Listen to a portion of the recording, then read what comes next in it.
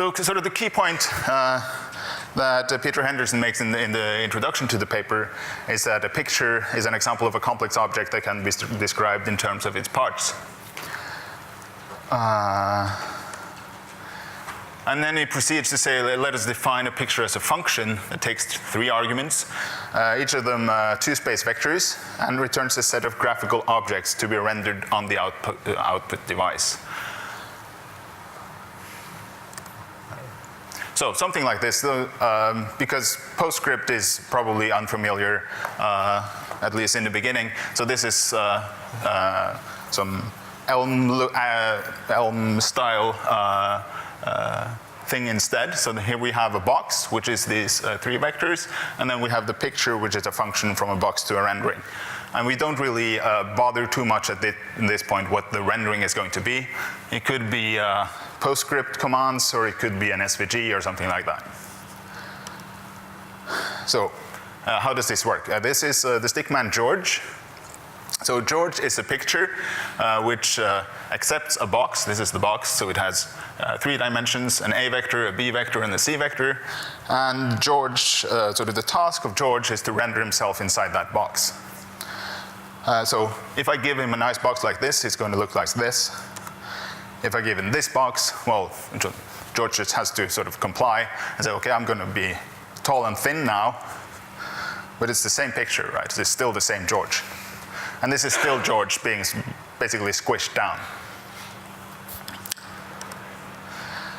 And once you have these pictures, it's kind of easy to define simple transformations. So for instance, you can turn a picture like this, which is rotated by 90 degrees. And it's very easy to do that.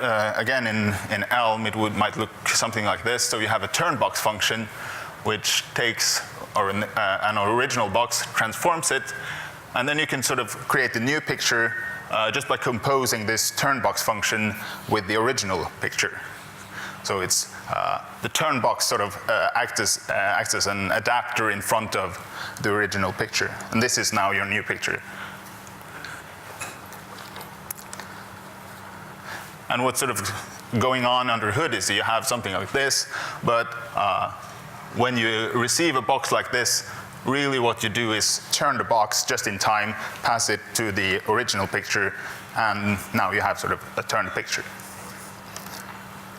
And you can do that multiple times, obviously, because you can compose picture-to-picture function with itself. And you can do it as many times as you want. You might want to stop at this point.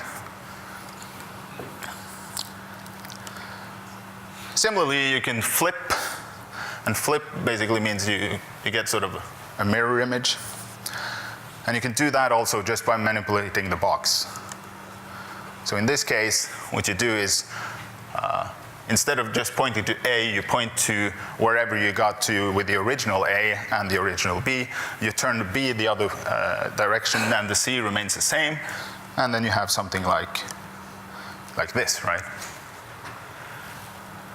So flipping is easy. Something a little bit more involved. It's called ROT45 in the paper. I like to call it toss because it resembles throwing things up into the air. So what's going on here? A little bit more map to sort of work out where everything is going, but it's exactly the same principle. So tossing is just manipulating a box and composing it with the original picture.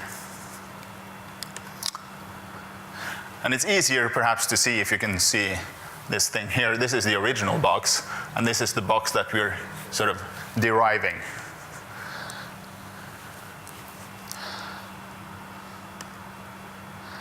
Now, so that's the basic sort of transformations.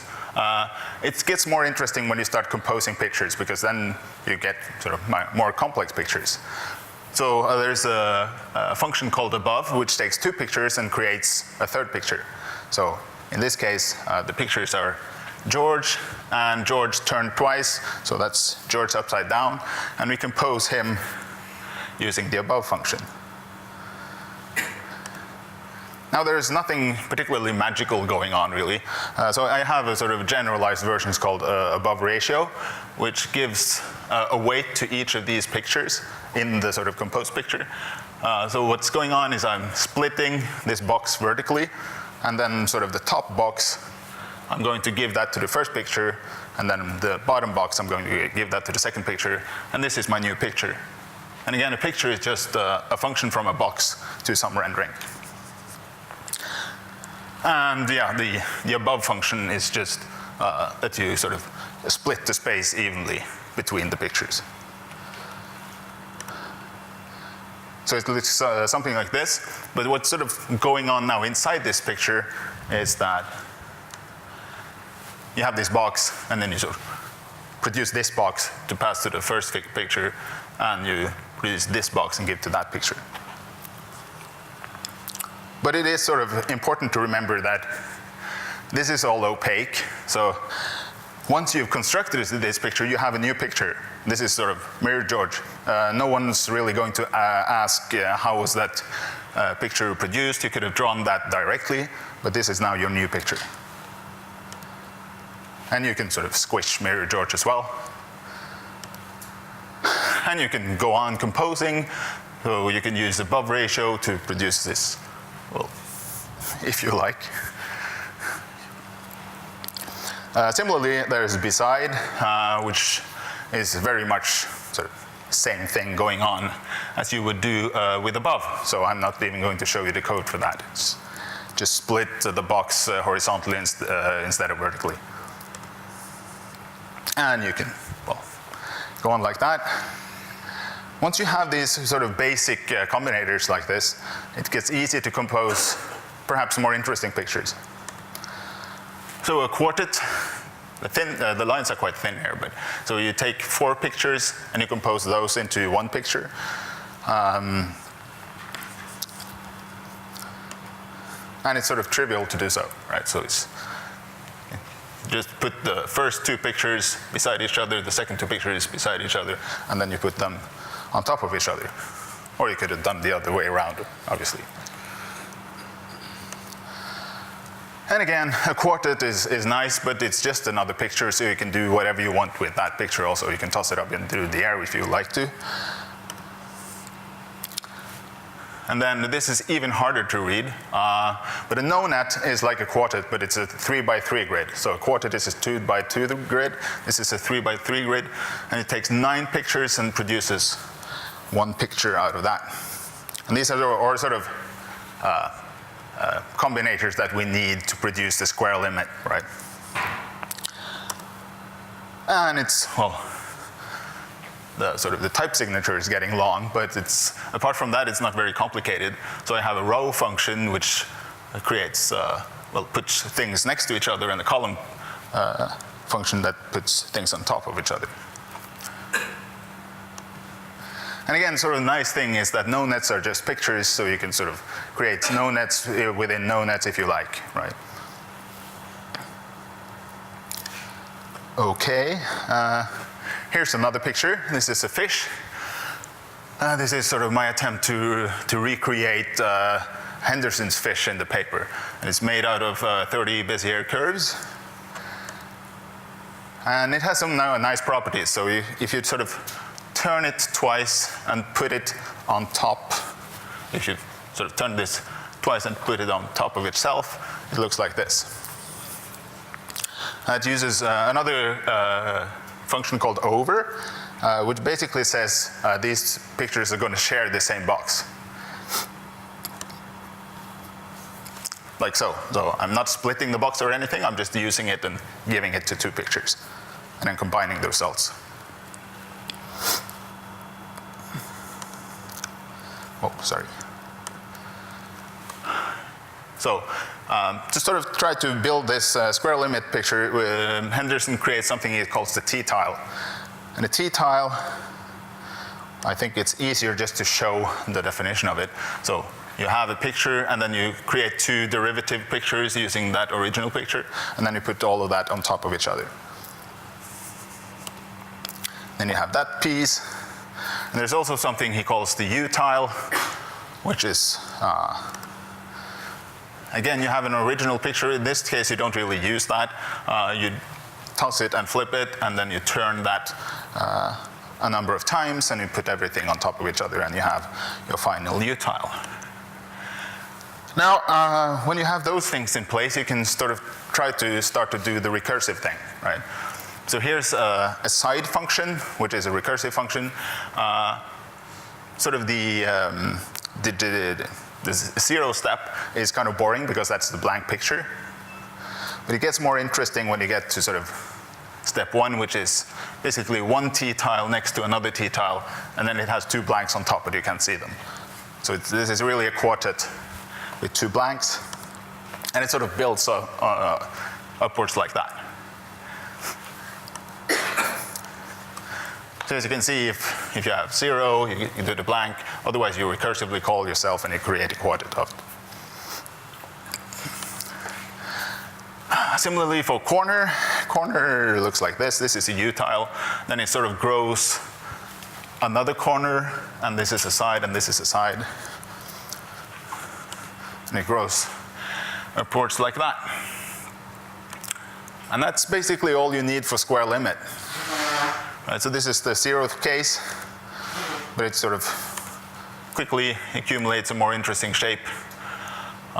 This is to a level 3 square limit. And basically all you need is this utile that you put in the middle, then you have the corner turned in 4 different kinds, same for side, and you put everything together in a nonad.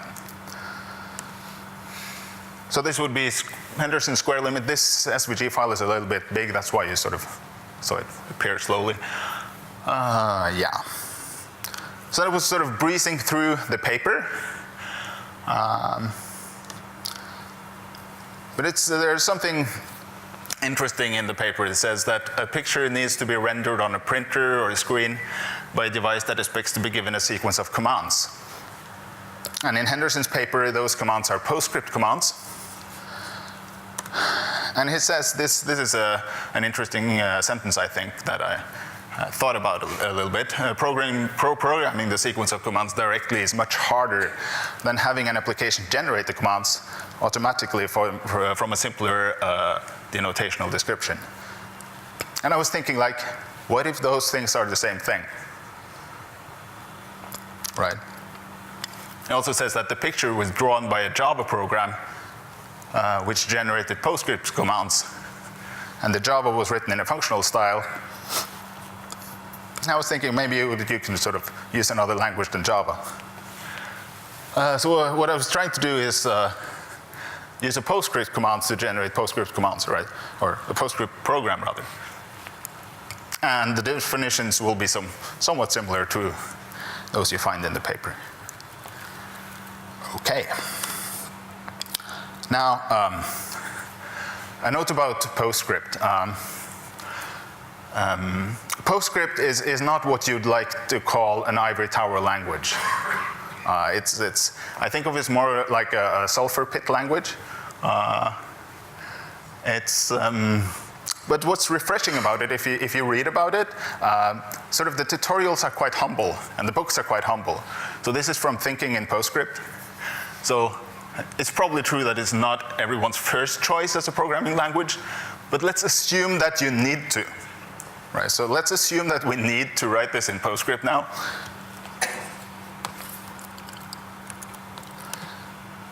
Okay. So this is GhostScript is going to be my REPL.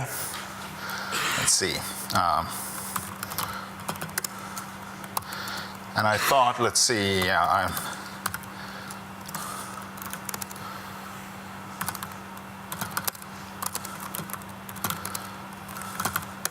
so I would like to start with just a simple hello world, right? So I need a font. Let's see, what else do I need?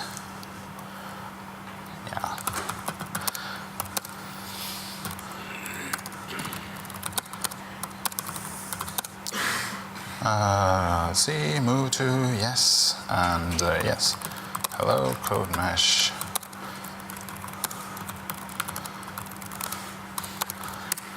So this is now a PostScript procedure.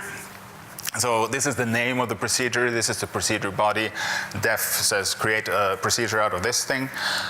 And let's see, I need to be somewhere. So I'm just going to sort of 0, 0 is to the bottom left of the page. So I'm just going to jump somewhere on the page using the translate operator. So let's see. Yes, here we have hello code mesh. And it really is quite cool because you can do these sort of simple transformations. It says now, okay, rotate everything 30 degrees, and then you can do whatever. And you can do that again and say hello again. It looks nice, right? So the good thing about PostScript that it is good for drawing. But okay, so this was a little bit fast for a PostScript tutorial. So let's start very basically. So PostScript is a dynamically typed, dynamically scoped, stack-based concatenative programming language. And well, yeah, it makes for an interesting live coding experience. But really importantly then is the stack, right? So I can push things onto the stack like this. I can push multiple things onto the stack at the same time. I can inspect the stack. So everything, I just put it on there. I can put different kinds of things, obviously, also. So this is now, this thing is a string. This is unusual, I suppose, but that's what we got. This is a string. And I can have arrays like this with different kinds of things inside it. And, you know, I can work with that. What I'm going to do often is to sort of flip things around on the stack, right? So exchange, we'll take the two topmost things and sort of swap them. I can also do something called a roll. And a roll takes two numbers, which is the number of items on the stack that are going to be involved, and then how much you're sort of going to rotate that part of the stack. So what happened now is I'm going to say that, okay, for the first 4 elements, I'm going to roll them once. Which means that the hello I had on top, I think, now ended up down there. Let's see if that was right. Well, I rolled it 11 times, okay. And I have no idea what happened, but yeah. So that's the same for 4 items rolled minus 10 times from the original, right? Yes. Okay. Good. And of course, I can like pop things from the stack. I can duplicate things. Anything you sort of perhaps would expect from something like this. And I can clear the stack. So now it's empty. Of course, I can do arithmetic. It's perhaps not very interesting. I can say add. I can do subtraction. I can say, I can negate it. I can multiply things. I can do division, and then suddenly I had this strange number, which is not an integer. If I wanted something else, I could do something like this. No, I could not. Wait. Okay, let's not think about that. Okay, so we have arrays. And arrays are pretty cool because they're quite flexible. So you have an array like this. You can take all the elements out of the array at the same time, if you like, which is called a load. Now what happens is it takes all the elements and puts them below the array on the stack. So quite often when I do that, I also pop to get rid of the array because I didn't want the array anyway. And then I can create a new array of size 2, which now has nothing inside it, but I can do a store, and then it's going to pick elements from the stack and put into those, right, like this. But even cooler is that you can put an array marker onto the stack using just that. So now I have a mark, and I can do 3-1 roll to put that mark down there. And then I can sort of end the array, and voila. This is pretty cool, right? And I can say one get, which is going to take the 0th element from the array.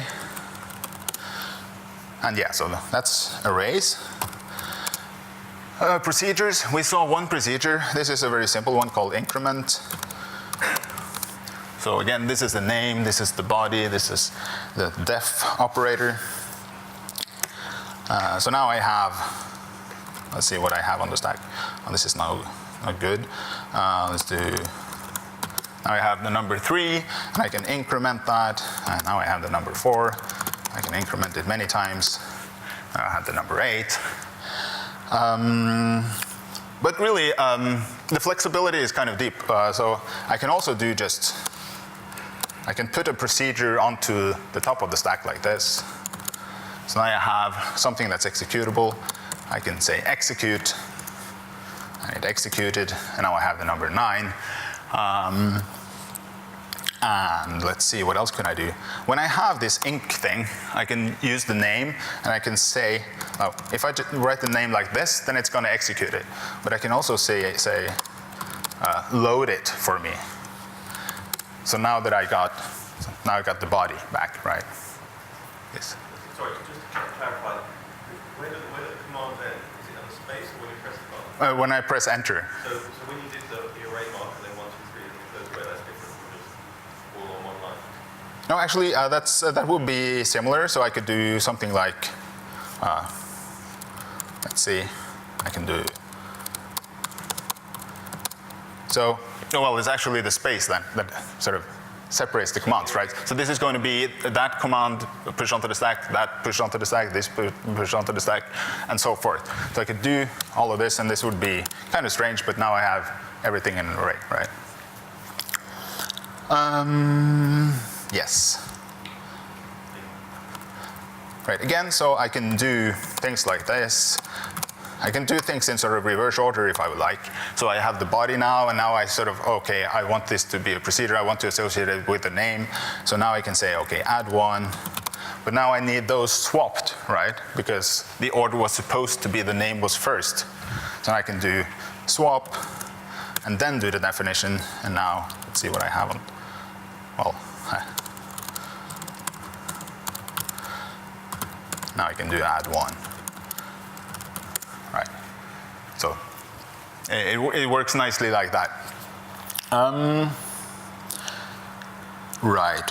What else? What else? Yes. Yes. Of course, this is nice, but again, arrays are even better than we've seen so far because arrays can be executable. So let's see.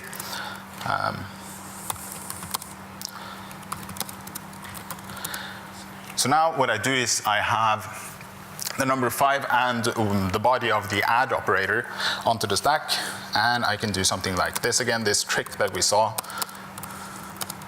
which puts all of this thing into an array, and then I can say CVX, and it says flip the executable bit for this array. So what happened now? Now suddenly it's a procedure body, right? And if I put now a 6 below, I can execute it, and I have 11. So I can sort of build up my array of things, and I can say, now I want this to be executable, and I can execute it. And this means I can create a little trick. I can have a procedure that looks like this. Well, partially like this. So this is the start of the body, and I'm going to say, put this marker on top of the stack, and then swap it with whatever is now currently on top of the stack when you call this procedure. And then, let's see. Then afterwards, I'm going to turn this into a procedure body, right? So that's the CVX again. Now add CVX, that turns it into an executable name, which is sort of similar to having written add in the first place, but not evaluating it. Okay, so now I have an adder. It means I can do something like this. And now I have, once again, my incrementer, right? And I could do something like this also. This is basically the same trick but this is going to capture two things, right? It's going to capture a value and a procedure, and then it's going to, let's see, then it's going to execute that procedure.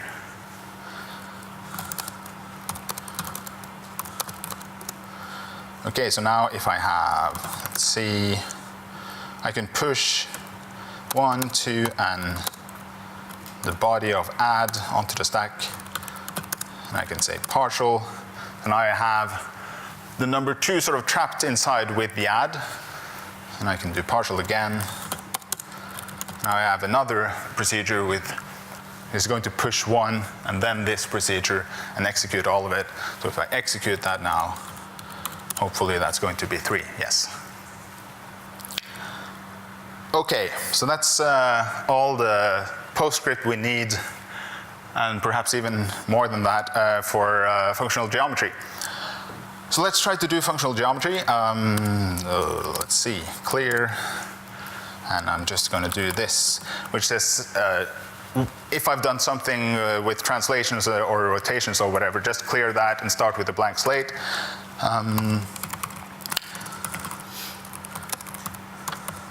So I have here a PostScript file which defines a bunch of functions or a bunch of procedures. So here's a draw f procedure that's going to draw the letter f, and is defined in terms of the unit square.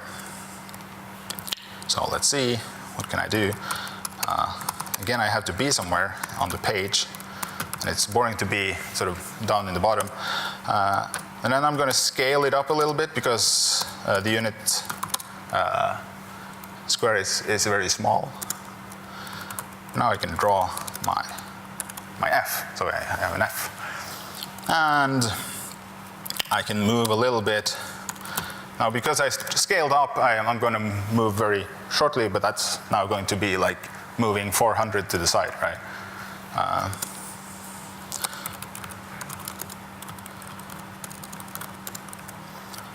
And I can do things like this, right? And this is what I'm going to sort of exploit in doing the functional geometry in PostScript.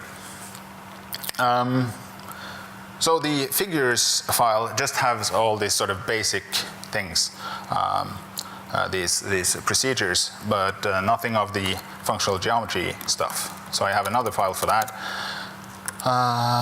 and we can take a look at it.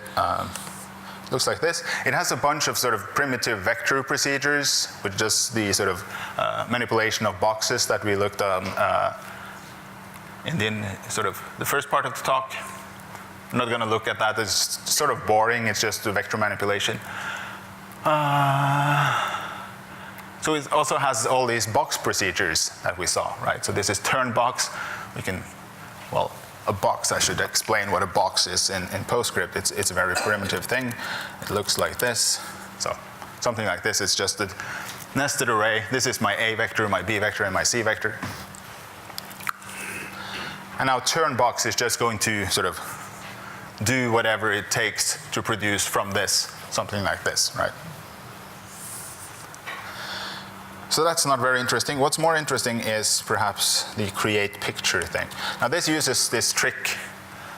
So the idea is to capture a procedure inside a procedure and then being able to execute that sort of inner procedure in my procedure, right?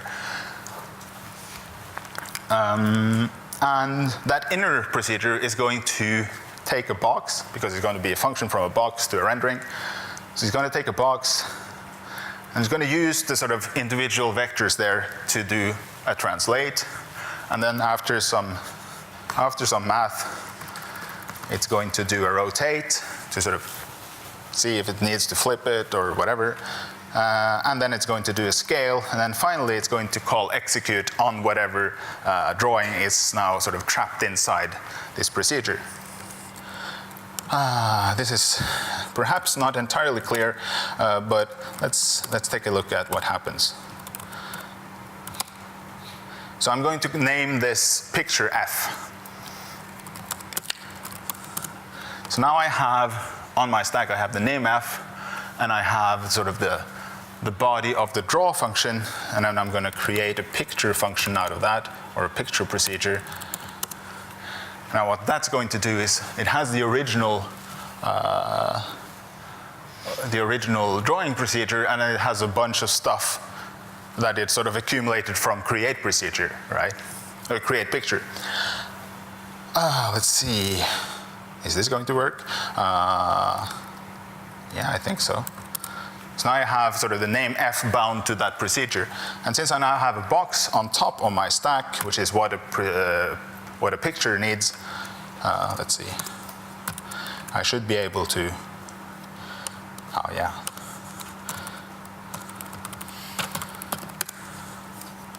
This always happens. So I did some translations and stuff, and then suddenly all my coordinates are off, right?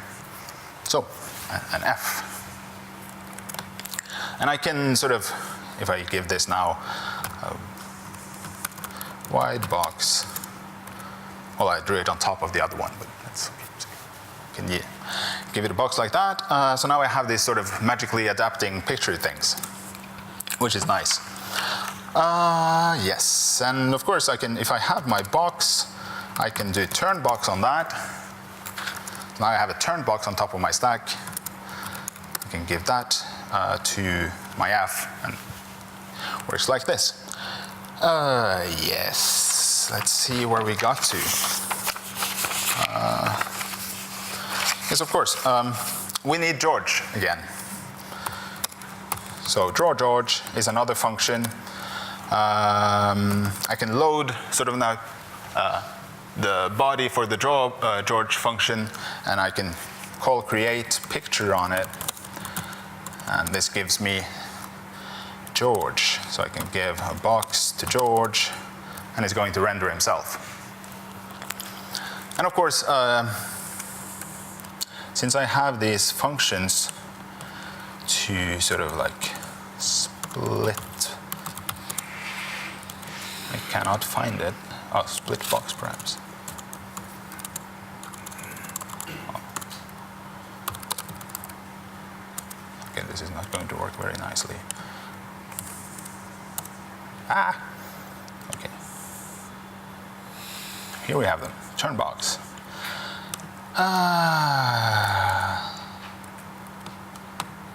Yeah, so I can obviously now do like turn box. Turn box before giving it to George.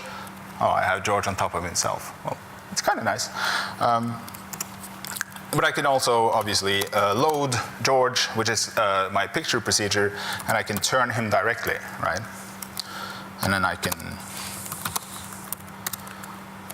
just put him inside, or just render him directly inside this turn box. Yes. Okay, let's see. Yeah, we have 10 minutes. Let's see.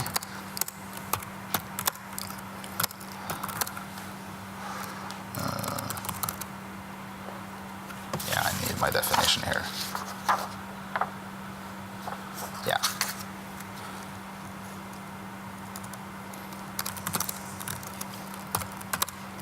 So what I'm doing here is I'm creating 4 new pictures.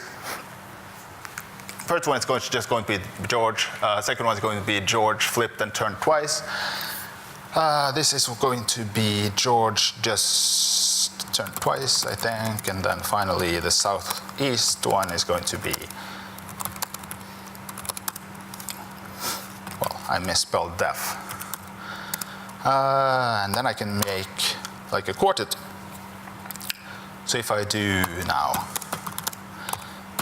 it is a little bit cumbersome to have to type load all the time because, well, that's how it goes.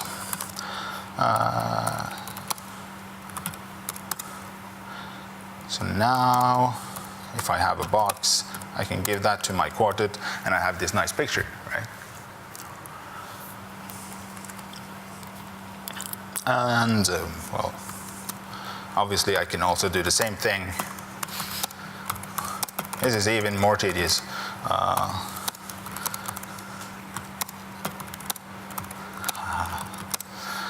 I'm probably going to do something wrong also.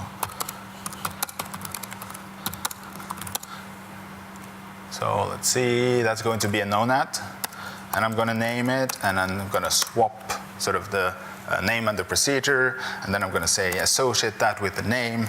So now I can, if I can do this, I can just say, okay, oh, this is Henderson, yes. This is my nonat. And, well, now that I have this nice name procedure, I can call my zoom function on it, and again, push a box onto the stack, swap those, and it's going to break, which is unclear why. What did I type? Oh yeah, this is, obviously I need to load this, right? Because it needs a procedure, not a name on top of, well, zoom, it takes a picture and creates another picture. So let's see. This is nicer, right? Yes.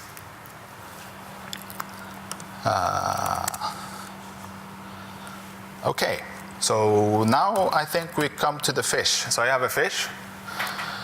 I can give a box to the fish, and it's on top of that, yes. So here's my fish.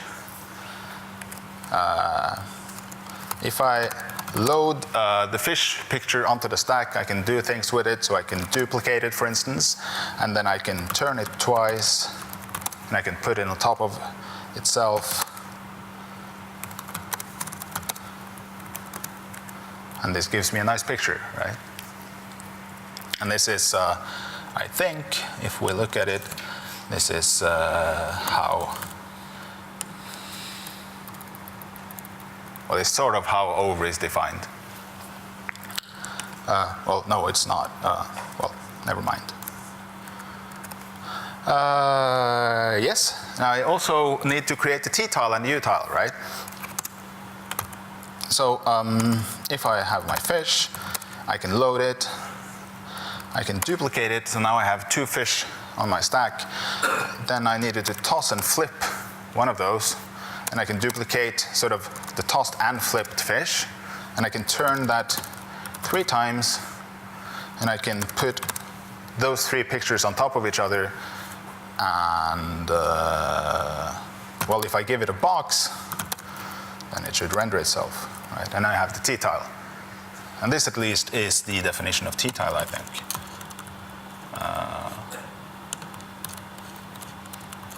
Oh, here we have it. I think this is kind of nice. It reads a little bit like poetry, I think. Similarly for the u-tile, so I can load my fish. No, I don't have to duplicate that because I don't need the original fish. I just need the tossed and flipped one. And I dupe, turn, dupe, turn, dupe, turn, over, over, over. Box, change, execute, and I have my u-tile, right?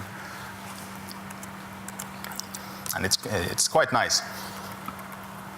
Now side, I'm not going to try to type that in GoScript directly, but it should be possible to see what's going on. So I'm having an if check here. So if my number n is 0, I'm just going to return a blank picture. Otherwise, I'm going to decrement the n, call side recursively, create a t-tile, a copy of the t-tile, turn that copy, and create a quartet of whatever I'm left with, right? So I can do, so fish, load, and, well, something like this. This now, oh, this is the side procedure, and if I give it a box, it looks horrible if it's drawn on top of a u-tile, but I can do, okay, I'm just going to push the box, and what was it I did? I had my fish, like so, and I need to execute. So this looks nicer. There's some aliasing thing going on here, which makes it look ugly, but that's sort of an artifact of using GSView to view the painting. Similarly, we can do corner, obviously. So I have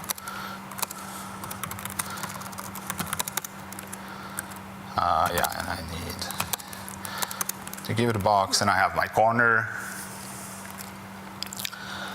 And yes, finally, we need the square limit, right? So square limit, and yes, I'm going to give it perhaps a big box. And now we have the square limit, which is kind of nice, except for the aliasing thing. You might wonder, I'm not sure if you wonder, but you could wonder so since fish is a picture, square limit is a picture, you know, could I do this, right? Give me a square limit of square limits, right? And of course you can, right? I'm not sure if it's nice, but it's interesting at least. Yes. And we can create sort of a prettier version of it. But I was wondering if perhaps we have just about time to do this. Because, well, I have a different fish, right? So I can reload this. And I can see, look at that thing through something I call a lens, which is basically just a box and some colors. And then I have this fish, which is a black fish, and I can, well, what is kind of interesting is I can change the colors of my lens, but then I should probably, before I do that, I should blank out what I have. And yeah, let's see, fish load, change the color.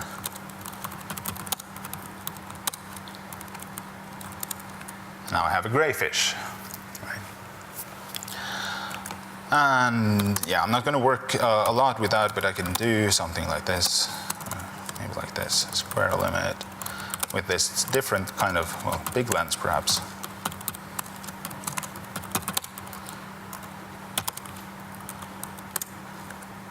And we have this, which is kind of nice. Yes.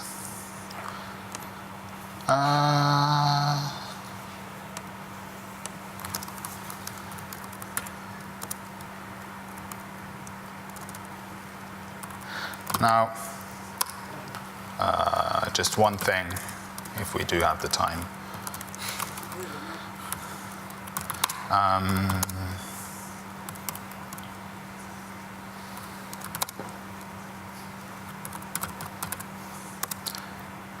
So I just wanted to show you that it doesn't need to look bad inside GS View, right? So this is a nicer version with none of that aliasing stuff, right? And that's, I think, it. Yes, thank you. Thank you, Einar.